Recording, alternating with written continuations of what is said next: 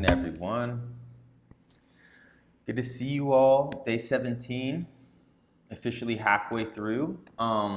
So what we're going to get into these, next few days, maybe even committing something like a week to, is learning to build our willingness to hold our breath for longer and longer periods of time. And the way I think we could do that to make it more approachable is to start focusing on, the internal retention and the external retention independently. And so today you're going to just work on, holding your breath, extricating the actual technique and just focusing on the breath holding itself. But before that, I think it's always super helpful to rationalize and re-rationalize why. So we're going to talk about that for a second, and we're going to wrap all of those sort of topics under one single Sanskrit term, and in that one single yogic philosophy, which is ATHA, ATHA, ATHA, which means now. And opens up into this concept of presence. And the yogis have a really particular and beautiful idea of what presence is. And then talk about some techniques that might enable us to hold our breath for longer periods of time, subduing our sort of neurological response to that stress. And what we're going to work on today is visualizing, which is a huge part of yogic culture and Buddhist culture. And it's been a huge part of both cultures for a very, very long time.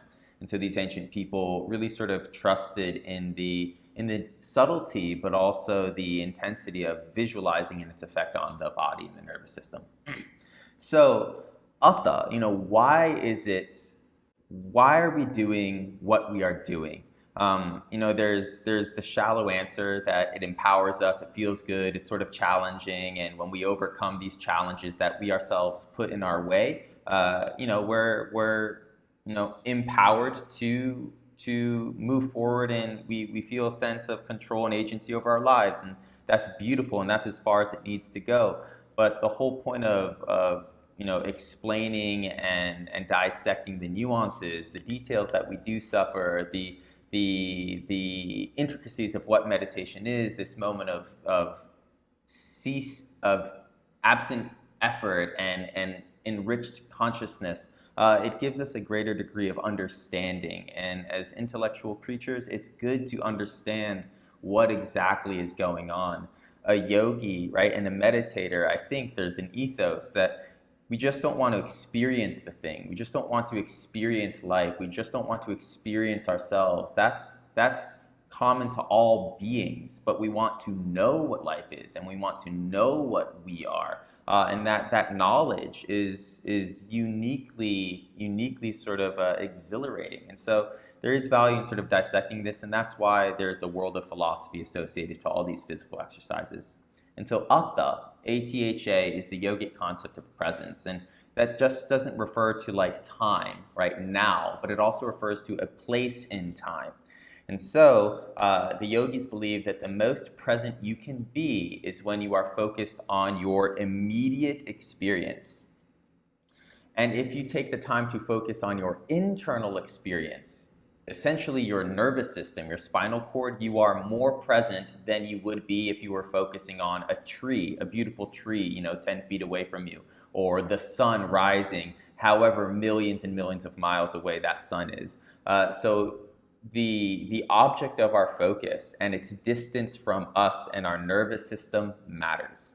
And so when we take the time and we become infatuated, which is essentially what we're doing when we do these breath techniques, with our inner experience, we are accessing philosophically the heart of reality as the manifestation of the world within time. And so it's very much like a M.C. Escher drawing, right? The hand emerging from the hand. And there's this paradoxical nature to the process when the observer becomes fixated on itself and becomes the object of attention. And so I just want you to think, if you're into these ideas, that's exactly what you're doing. Instead of appreciating a delicious meal, instead of appreciating a beautiful flower, which is distant from you and separate from you, when you meditate and you collect all of this prana and you create all this internal, activity within your body, you become the centerpiece, you become the masterpiece, and that is deeply, deeply poetic. It's self-centered in the most noble, sense of that word. You are the main thing. You're sort of the heart of the show.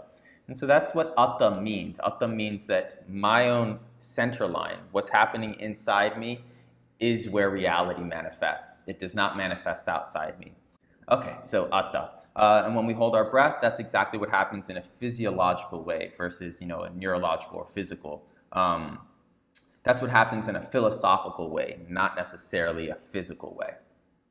All right, so what we're going to do today is we're just going to work on ANTAR KUMBHAKA. We're going to work on holding our breath when our lungs are full for as long as possible. You can, do away with the counting, and you can do away with the idea of like this inhale, hold, exhale, hold rhythm. You're just sort of tackling the internal retention. And so the way the class is going to break down today for about half of the session is you're going to take deep breaths in and deep breaths out to get a sense of your lungs working, to get a sense of expanding through the tissues. And then when you are ready, when you feel motivated and this Shakti, this willpower to practice emerges, I just want you to take a huge breath in through the mouth. Breathe into the belly, breathe into your back, try to fill up your thoracic cavity, right? The chest and the upper chest, and just sit there and hold your breath and relax. Your posture can be, repressed and subdued this time, and you just want to work on allowing the CO2 to build to the extreme. So you're going to hold your breath, and then you're going to visualize. And so the visualization is proven to repress the sort of response of the amygdala inside the brain, which triggers fear. And so if you visualize clouds, or you visualize flowers, or you visualize water, yourself floating in water, you're gonna find that your response to the sensations is different than when you don't visualize. And that's important. And that's all I really want you to work on. And as you take the time to visualize and change your physiological response to these sensations, you're eventually going to build an endurance and a trust for tapas, a trust for this acidity that's increasing. And as you build that trust over time, your technique will expand, your capacity to endure will expand. And then when we get back into the technique in a few days, you should find that you could push deeper and deeper into that space and into that sort of physical change. And that's going to induce a heightened sense of internalized attention, right? And so philosophically, you are swimming closer and closer and closer, or reaching deeper and deeper and deeper into ATHA. And so the last philosophical sort of nugget is that at the center of whatever reality is, and again, yogis believe it is ATHA, it is inside us, there lies truth. There lies the answers of the soul. There lies the answers of creation. There lie the answers of what happens after death. And while these questions may be impractical when people touch them or reach them or gain access to them, they come back with an enormously huge sense of agency over themselves and a sense of well-being and trust for the world and that which they can't control also. And so, it's worthwhile to take a peek. Cool, everyone. So let's get into this. We've got some solid amount of time. Comfortable seated position. Nice tall spine.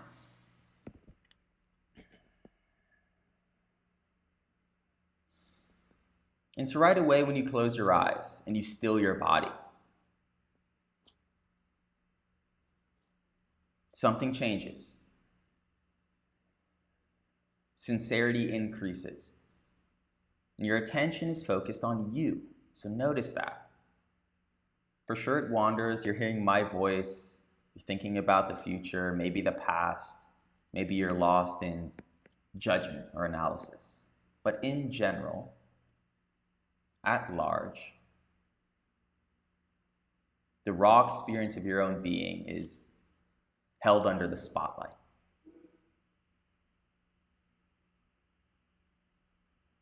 And so this is presence, not just in terms of time, not just now, but in terms of space, here.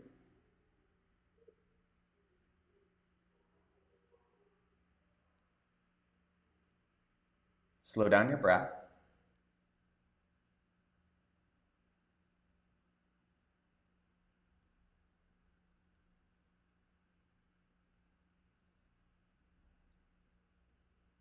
And so if you ever hear that meditation and yoga is a process, a science of connecting to the self, of exploring the self, it is more literal than we might consider.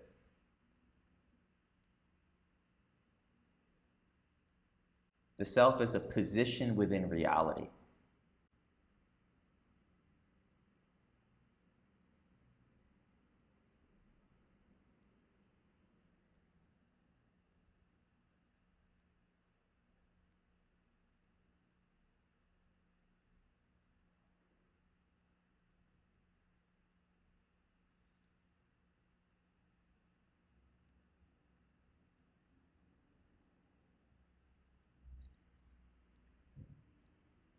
And so just like an M.C. Escher drawing, the paradox of it, two hands drawing each other, emerging from a single wrist.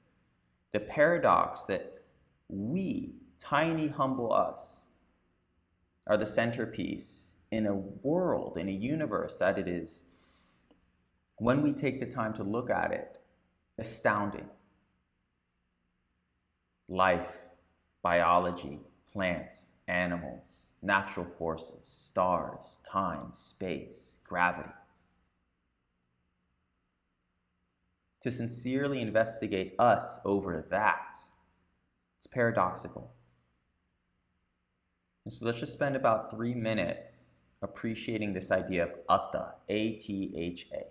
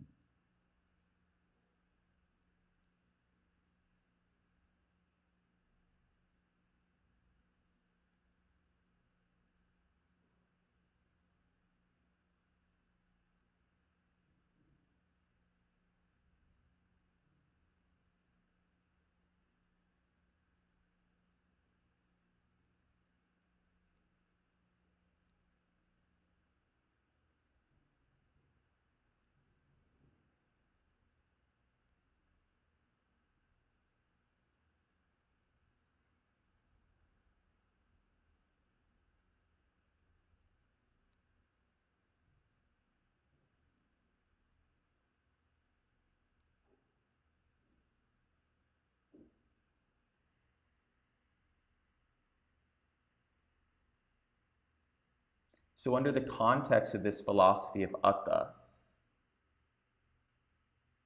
the motifs within stories that we all know, like Cinderella, like Aladdin, like the Ugly Duckling, the world tends to pull us away from ourselves. Our minds are neurologically wired to pay attention to the environment over us. Yet, meditative culture and yogic culture says that is a test that every meditator must pass second by second by second within their practice.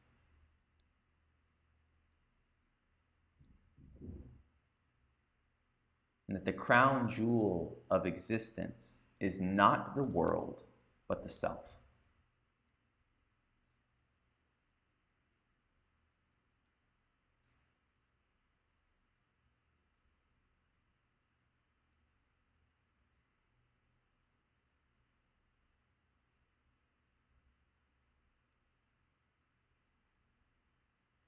And so when we start to interact with ourselves and seriously investigate ourselves, to behold ourselves, what we often encounter, if we survive our impatience, if we survive our blanket boredom, is worry, distress, fear, discomfort, dukh.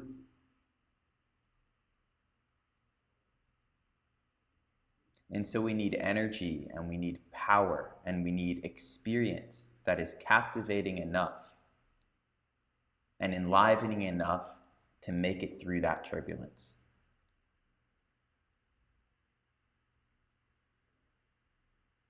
So we're just going to explore the internal retention.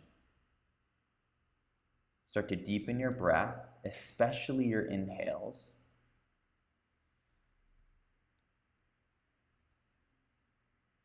When you inhale, to hold your breath, take it through the mouth, open mouth like you're gulping in air, and then hold. And then just wait.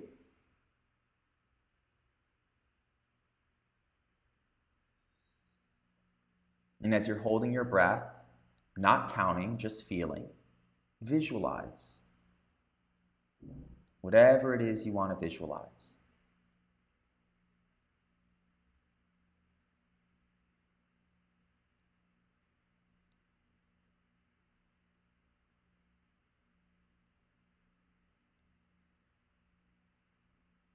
Hopefully you all will get to the point of chicken necking, gagging through the throat and seizing through the ribs. That's your body trying to force the exhale.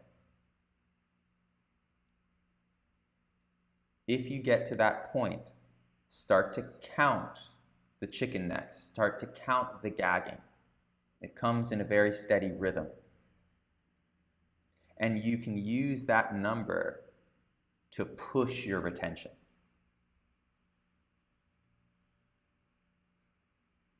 We're going to do this for about 10 minutes. Take as many breaths as you need in between the retention to catch your wind, visualizing throughout.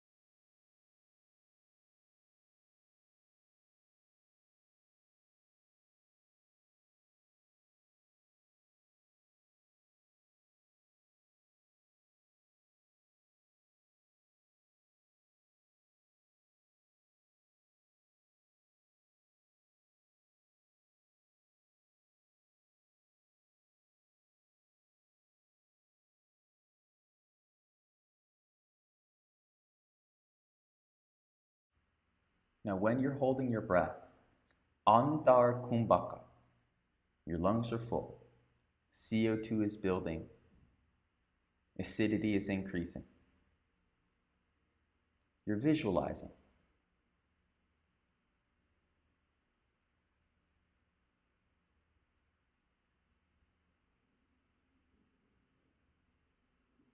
That thought which is generated from your prefrontal cortex suppresses the stress response of the amygdala.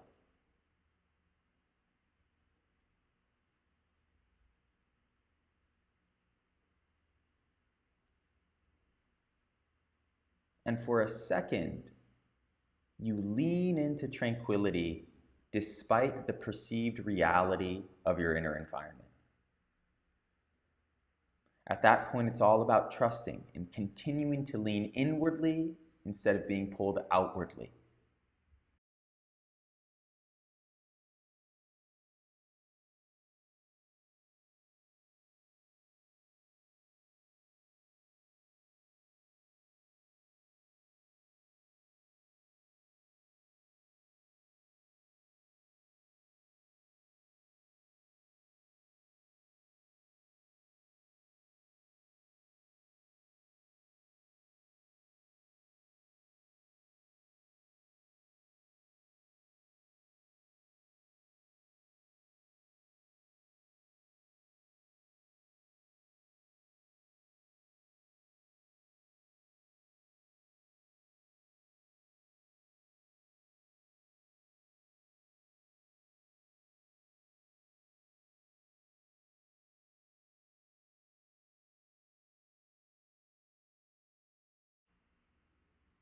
And so at a certain point, you have to forcefully command the body. This is the hatha. I am in control, not my impulses, not my biology, not my instincts, not reality. I am in control.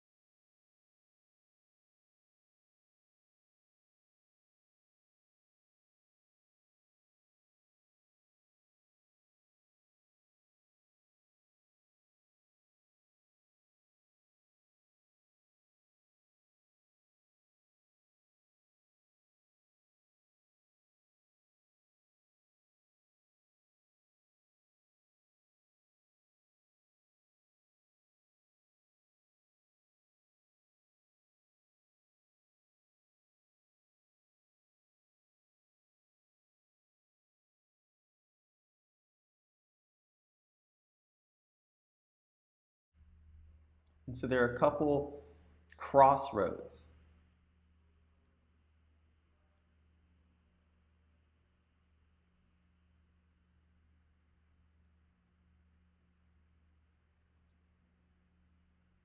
There's a point where the body overwhelms the mind, despite our intentions, despite our hopes to hold our breath for 1 millisecond longer.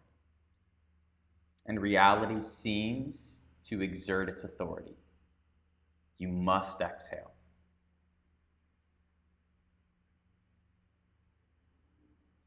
And in the flash of that power, that authority, we forget ourselves, we forget our intention, and we exhale. Inevitable.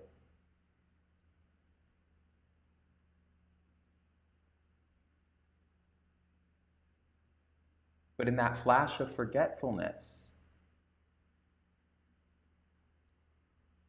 there's a lot to explore.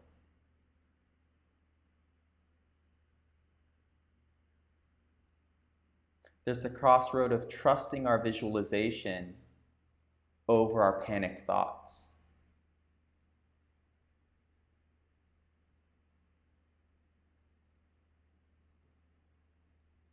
And you can feel this tug of war between those two influences.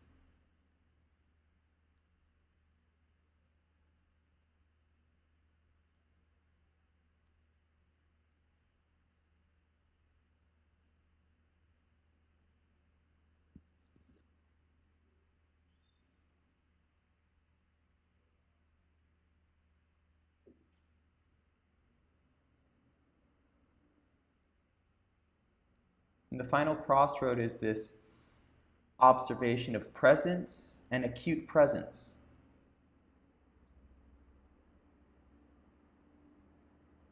If you focus on the inner center line, think about where your heart is, and where your spinal cord is, you'll find that the stress of the muscles, the stress of acidity seeping into tissues is less extreme.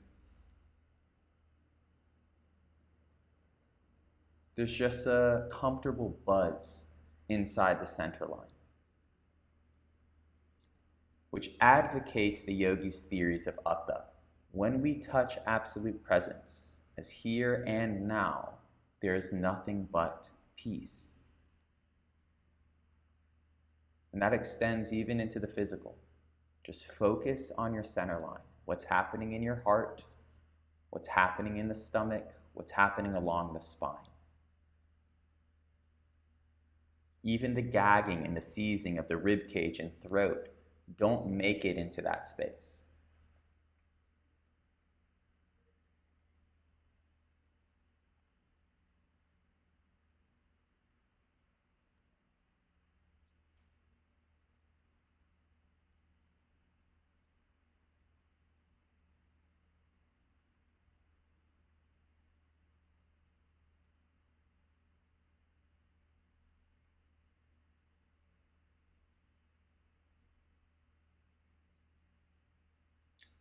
All right, breathe normally.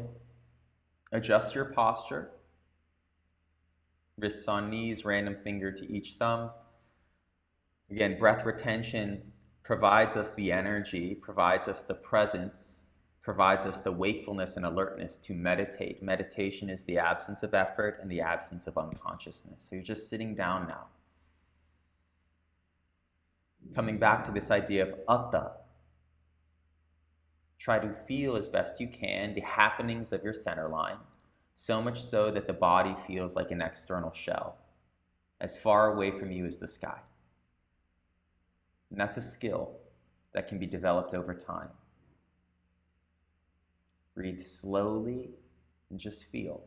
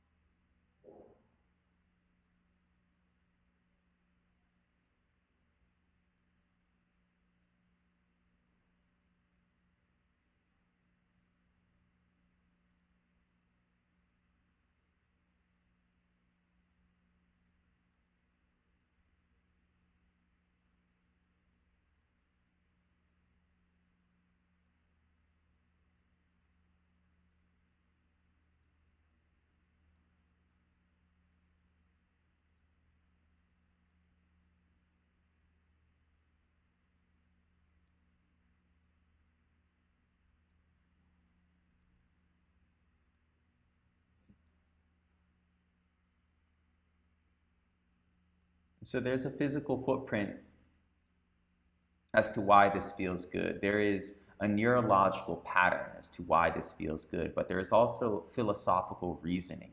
That reasoning is ATHA. That reasoning is that in this infinite mandala that we know of as reality, whether it's objectively true or not, for you, in this moment, you are the centerpiece.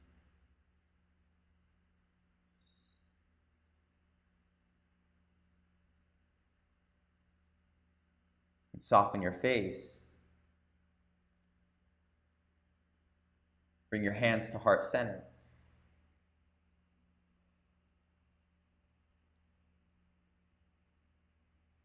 And today, because of the theming, I think it's appropriate to introduce a key mantra, aham, I am. It's all you, it's all the I. And in this heightened sense of presence, sensitivity, and clarity, to look at yourself, there's nothing more enticing, nothing more enriching. So a few breaths honoring the self, not egoically, but openly, compassionately, with infinite curiosity.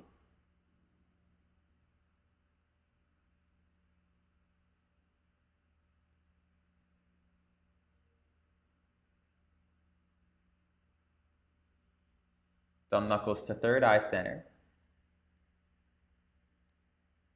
Inside the body, past the mind, at the center point, here and now, not 2 inches away from you, the exact center point, ATHA.